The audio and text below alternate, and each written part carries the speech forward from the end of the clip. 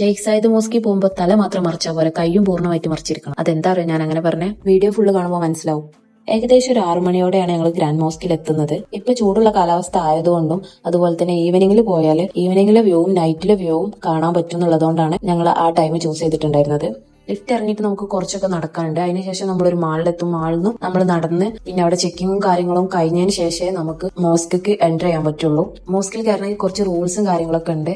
Main ആയിട്ട് നമ്മൾ നല്ല ഫുൾ കവേർഡ് ആയിട്ടുള്ള ഡ്രസ്സ് ധരിച്ചിരിക്കണം. അതുപോലെ തന്നെ തല മറക്കണം. പിന്നെ നമ്മൾ ബാഗ് കാര്യങ്ങളൊക്കെ കൊണ്ടുപോയിട്ടുണ്ടെങ്കിൽ അത് അവർ അവിടുന്ന് ചെക്ക് ചെയ്യും. അതിനുശേഷം നമ്മൾ എൻ്റർ ചെയ്യിപ്പിക്കുള്ളൂ. അതുപോലെ തന്നെ അവിടെ പോയിട്ട് ഹഗ് ചെയ്യുന്ന രീതിയിലോ അതുപോലെ തന്നെ ഈ ഒരുപാട് സിമ്പിൾസ് കാര്യങ്ങളൊക്കെ കാണിച്ചുള്ള ഫോട്ടോസ് എടുക്കലോ അതൊന്നും അലൗഡ് അല്ല. സോ നമ്മൾ സ്കാർഫ് ചെയ്തെന്ന് കരുതിയിട്ടോ മാത്രം നമ്മളെ കയറ്റില്ല. കാരണം ഞാൻ ഏകദേശം 1/4 ഭാഗം കൈയുള്ള ഡ്രസ്സാണ് ധരിച്ചിട്ടുണ്ടായിരുന്നത്. എന്നിട്ടും അത് പറ്റൂല, ഫുൾ സ്ലീവ് വേണമെന്ന് പറഞ്ഞിട്ടുണ്ടായിരുന്നു. കൈ ഫുള്ള് മറിച്ചാലേ നമുക്ക് അവിടെ എൻ്റർ ചെയ്യാൻ പറ്റുള്ളൂ. അതുകൊണ്ട് തന്നെ വേറൊരു ഡ്രസ്സ് എനിക്ക് അതിന്റെ മുകളിൽ ഇടേണ്ടി വന്നു. അപ്പൊ ഫുൾ